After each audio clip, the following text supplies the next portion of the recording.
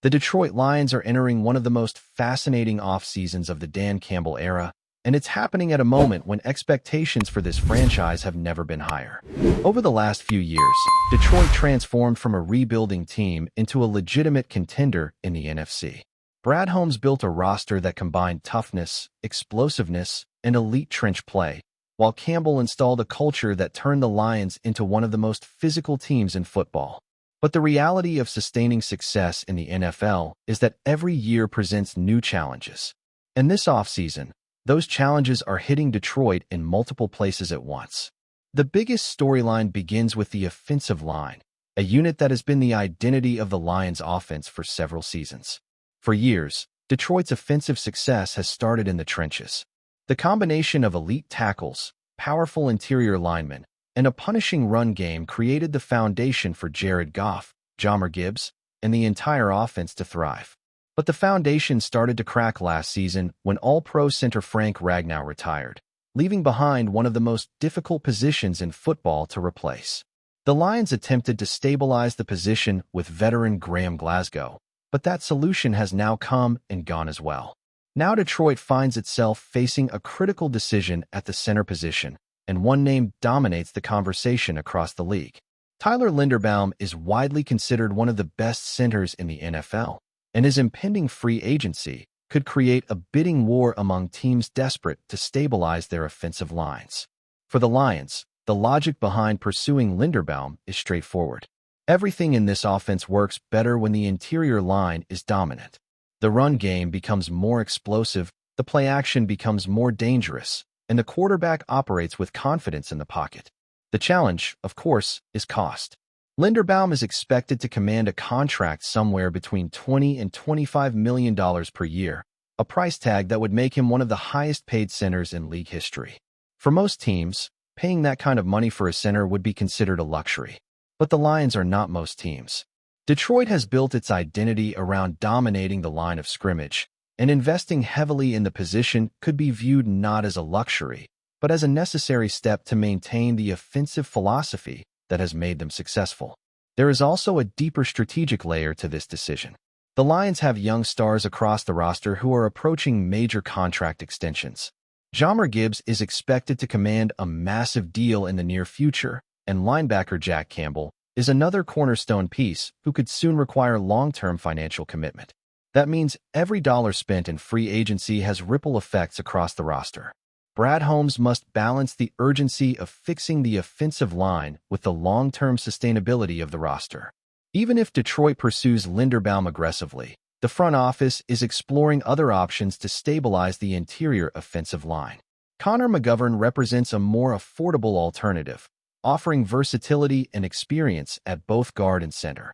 Players like David Edwards and Elijah Vera Tucker present potential upgrades at guard, each bringing different levels of risk and upside. Edwards is a steady veteran starter, while Vera Tucker is a high-ceiling talent whose injury history adds uncertainty to any long-term investment. The Lions also have internal options that could shape their approach. Tate Ratledge is a name that keeps surfacing inside the organization as a possible solution at center. Dan Campbell has repeatedly suggested that Ratledge could handle the transition, and if the Lions believe he can develop into a reliable starter at the position, it could significantly change their offseason strategy. Internal development has been a hallmark of this regime, and Detroit may believe the answer to their problem is already on the roster. But just when it seemed like the Lions' offseason was primarily about rebuilding the interior offensive line, another massive storyline suddenly emerged. Veteran left tackle Taylor Decker has requested his release after contract discussions with the team broke down. For a franchise that prides itself on stability, this development sent shockwaves through the organization and the fan base. Decker has been one of the most important players in the Lions' rebuild. Over 10 seasons, he started 145 games, anchored the blind side, and helped guide the franchise through its transformation from perennial underachiever to division champion. His leadership and consistency were pillars of the offensive line, and losing him would create a massive void both on the field and inside the locker room. The situation reportedly developed after the Lions asked Decker to take a pay cut. His current contract carries a cap hit of more than $21 million, and the team appears to be looking for financial flexibility as they prepare for future roster extensions. Decker, however, was not willing to renegotiate under those terms, and the result was a request for release that could bring his decade-long tenure in Detroit to an end. If the Lions ultimately grant Decker his release, the implications will be enormous. Detroit would gain more than $11 million in cap space, but they would also absorb over $9 million in dead money. More importantly, they would suddenly have a glaring hole at one of the most critical positions in football. Replacing a starting left tackle is never easy, and Detroit has several possible paths forward. One option is to pursue a replacement through free agency or trade. Younger players like Rashid Walker could theoretically provide long-term stability, while experienced veterans like Jermaine Illuminor might offer short-term reliability. The challenge with this approach is that quality starting tackles rarely reach the open market, and acquiring one often requires paying a premium. Another path is a short-term veteran signing combined with a long-term solution in the draft. Players like Jack Conklin, Kendall Lamb, or Justin Skule could provide temporary depth while the Lions search for their next franchise tackle. This approach would allow Detroit to remain flexible during the draft, avoiding a scenario where they feel forced to reach for a player simply because of immediate need. The draft, however, may ultimately be where the Lions solve this problem. As analysts across the league release their latest mock drafts following the NFL Combine, Detroit is consistently being linked to offensive tackle prospects with the 17th overall pick. In fact, projections across dozens of mock drafts show a near-even split between offensive line and defensive edge rusher as the Lions' most likely first-round direction. One of the names gaining the most momentum is Monroe Freeling, the towering Georgia tackle whose combine performance sent his draft stock skyrocketing. Freeling posted an extraordinary relative athletic score of 9.99, placing him among the most athletic offensive tackles ever evaluated.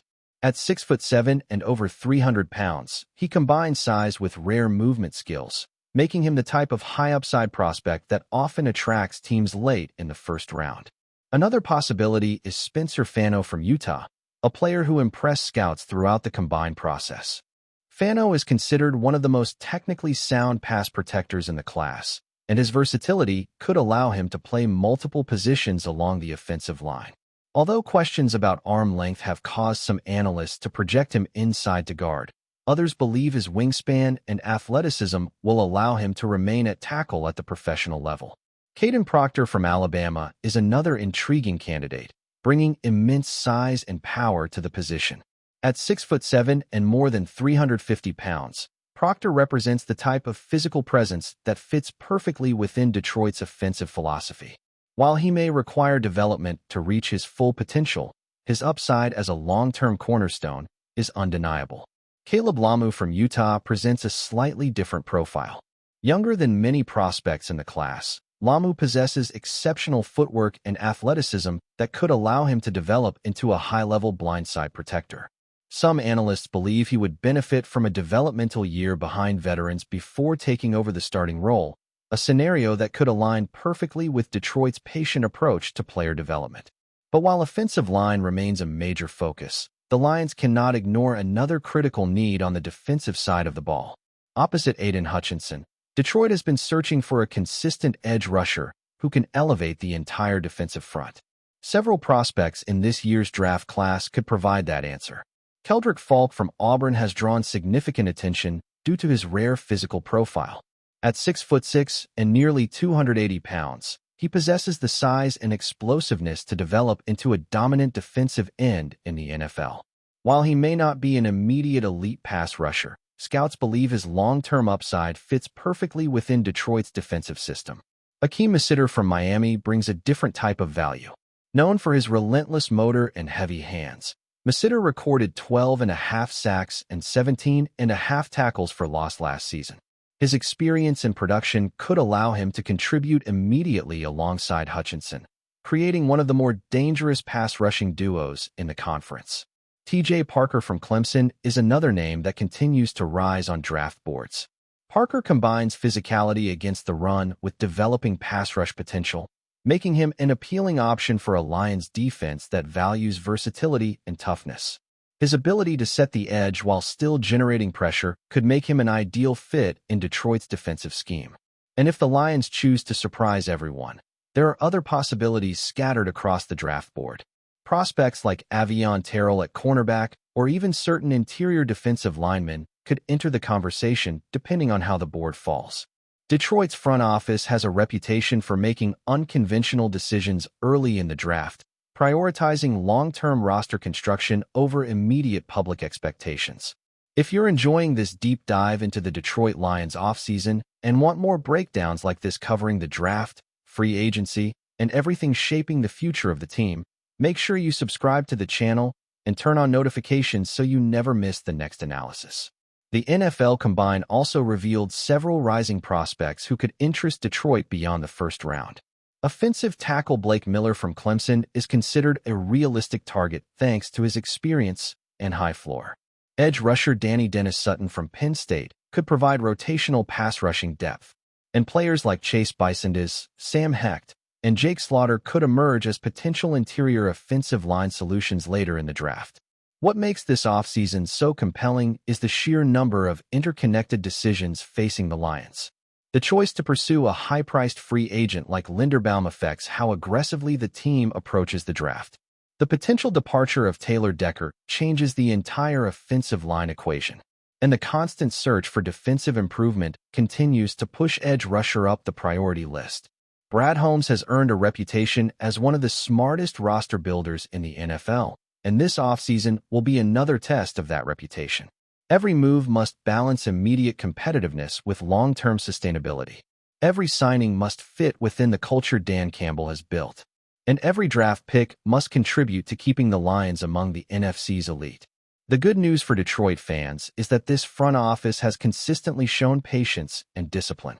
Rather than chasing headlines, they focus on building a roster that can compete year after year. That philosophy is why the Lions are now viewed not as a feel-good story, but as a legitimate championship contender. The coming months will determine whether Detroit can maintain that momentum. Free agency decisions, draft selections, and internal development will all play a role in shaping the next chapter of this franchise. The Lions have already proven they can rise from the bottom of the league to the top of the division. Now the challenge is staying there. And if this offseason plays out the way Brad Holmes and Dan Campbell envision, the Detroit Lions may be positioning themselves not just for another playoff run, but for something even bigger. If you want more Detroit Lions breakdowns, draft analysis, and insider-level discussions about the moves shaping this team's future, make sure you subscribe and drop a comment with the player you think Detroit should draft with the 17th pick.